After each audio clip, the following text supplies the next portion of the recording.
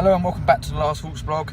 I am joined by James, where we are once again going to do our little match review from Gill's 1-1 draw earlier today against Oxford. Good point, bad point, James? What do you think? What, in terms of 2 points dropped? Yeah. Do you think we should have won that game today? The way we played? No. Point gained, I think. Yeah. In terms of the way we played. At the start of the game, it was one of the game. I think, in my opinion, we had to win the next 3 games. But if you're put in a position like today, you don't lose it.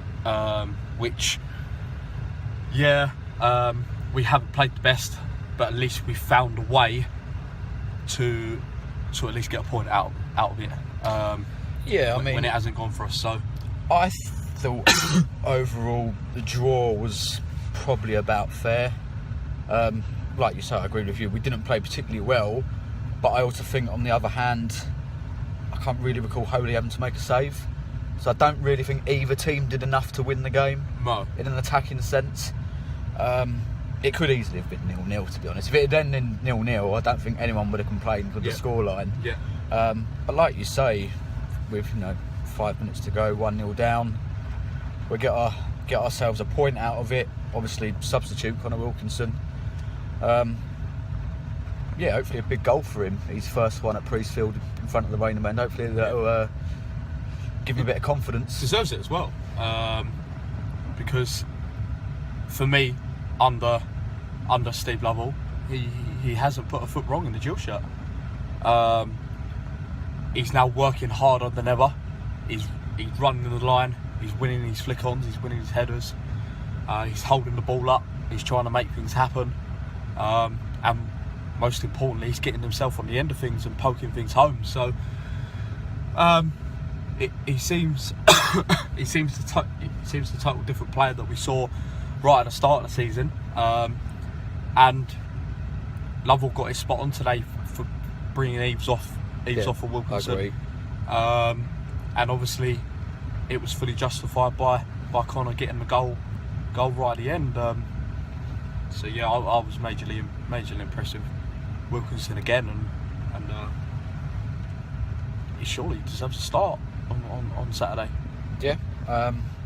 Obviously we beat Bristol Rovers 4-1, and then we went and won 2-0 at Fleetwood. Why do you think today we struggled so much going forward? We didn't really create an awful lot of chances until then.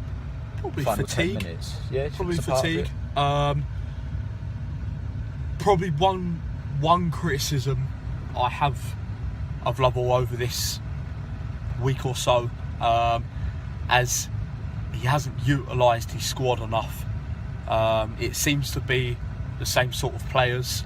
I know I said in a previous video that it's all about consistency.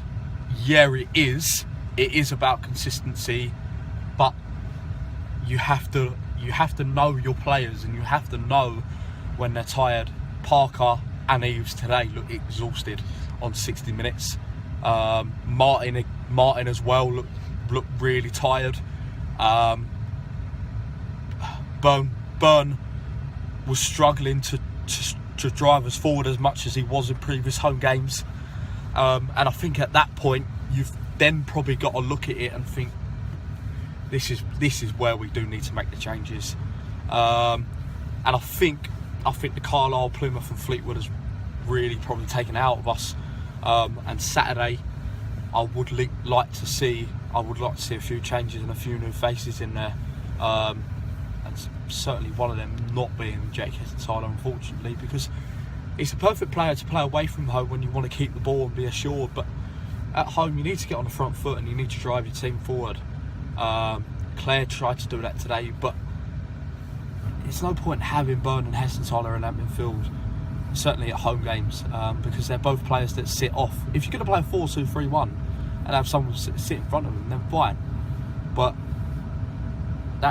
it's not going to happen when you want to get on the front foot at home games, when you've got Darren Oldacre sitting there on the bench. So I think that's probably the reason probably why we haven't won today, probably through fatigue, and I think that's where Lovell now probably needs to look at the next 2 games and maybe look at players that, like today, List, Wilkinson, that have come on, made an impression, and put them in the starting lineup and get some fresh legs in that 11.